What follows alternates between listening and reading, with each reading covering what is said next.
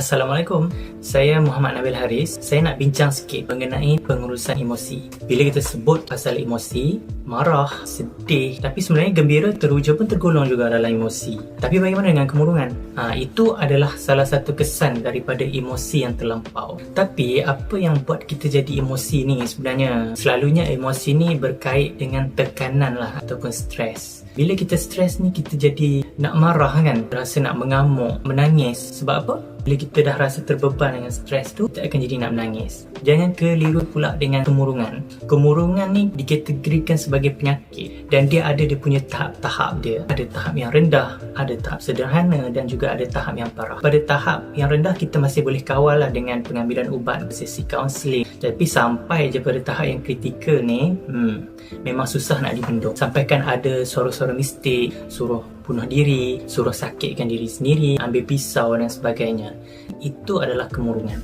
Bila kita tertekan, memang akan ganggu emosi kita. Emosi kita akan jadi sangat sensitif. Sikit-sikit nak marah. Semua yang kita buat akan jadi tak betul. Lepas tu akan rasa terselit dengan kecewa, sedih. Sebab apa? Sebab bila kita dah termarah orang ni, kita akan rasa serba salah. Selalunya terjadi dekat pelajar lah. Pelajar sekolah ke, universiti ke, dalam kalangan pekerja pun ada. Jadi banyaklah faktornya. Macam pelajar, mungkin tertekan dengan assignment dan ulang kaji pelajaran. Yalah, lagi 2-3 hari nak peperiksaan kan, baru nak hafal bab 1-12. Macam mana tak stres? Jadi yang bekerja pula mungkin pengaruh orang sekeliling lah. Ada yang dengki, ada yang suka membuli, bagi kerja tambahan, kena marah dengan majikan, masalah gaji yang tak cukup. Ekonomi sekarang kan faham lah kan. Jadi perkara-perkara macam ni lah yang akan menyumbang kepada masalah emosi. Statistik bunuh diri di Malaysia ni semakin meningkat tau.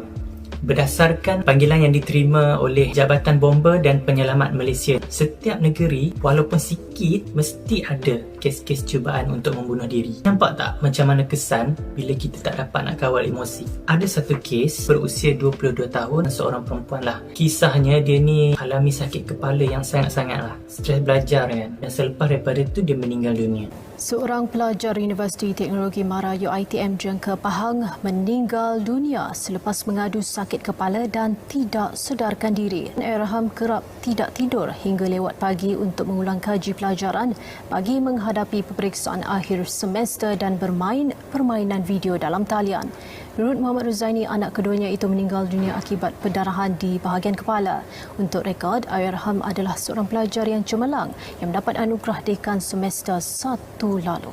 Para pelajar, tolonglah ambil beratlah mengenai perkara ni. Tidur lambat ni bukan suatu perkara yang patut kita banggakan ya. Bila kita tidur lambat, kita punya metabolisme glukosa ataupun gula dalam darah akan terganggu. Sekiranya keadaan ini berpanjangan, merosakkan kita punya pembuluh darah, termasuk otak dan juga jantung. Tu antara punca kenapa kita punya emosi boleh terganggu. Jadi macam mana kita nak urus emosi ni? Kita tak naklah kan perkara-perkara yang saya bincangkan tadi berlaku. Jadi pertama sekali, kalau kita ada masalah, cubalah cari seseorang pendengar yang baik dan ada maklum balas dan juga nasihat lah. Kita jangan silap pilih orang pula tau. Kita ni selalu pendam, macam biarlah aku memendam sejuta kesakitan. Kita ni manusia, akan capai satu tahap kita akan meletup. Macam tu lah perumpamaannya. Kita ceritalah masalah setakat yang kita boleh ceritalah ya. Kurang-kurang bila kita cerita ni lega lah sikit kan. Kalau lah takut silap orang, kita mengadulah pada pencipta kita, Allah Subhanahu Wa Taala.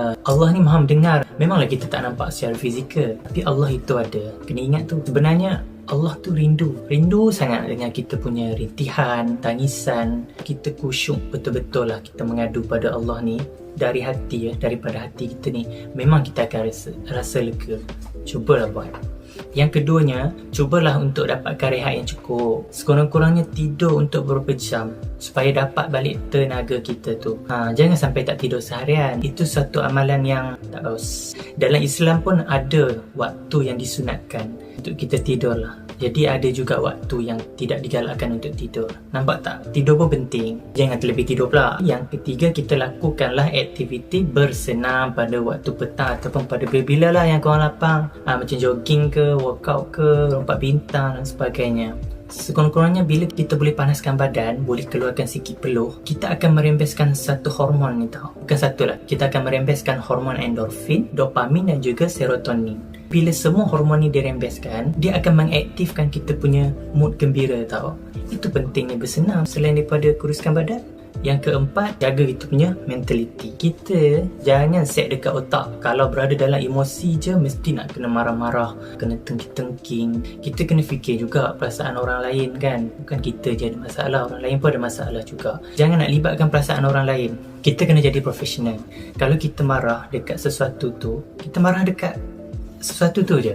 Jangan nak libatkan orang sekeliling yang tak ada kaitan. Jadi yang kelimanya, bawa-bawa lah istighfar ya. Ambil wuduk, dirikan solat. Ini terapi kita tau sebagai seorang Islam. Keenam, jangan terlalu banyak berfikir. Kita cuba selesaikan satu-satu. Gunakan kita punya kesabaran ni untuk selesaikan sesuatu masalah.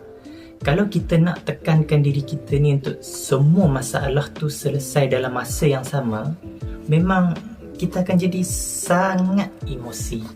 Jadi kita cuba selesaikan satu-satu. Jadi yang terakhir, jangan keseorangan. Keluarlah pergi jalan-jalan ke, bersiar-siar ke, kan, lihat keindahan alam ni.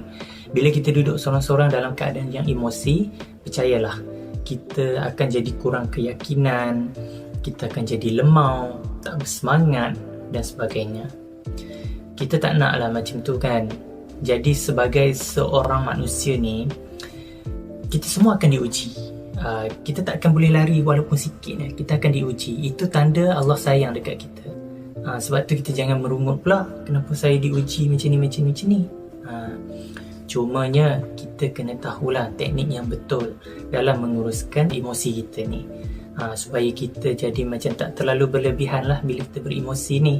Semua orang boleh sedih, menangis, cuma jangan sampai mendatangkan kesan yang negatif kepada diri sendiri, okey?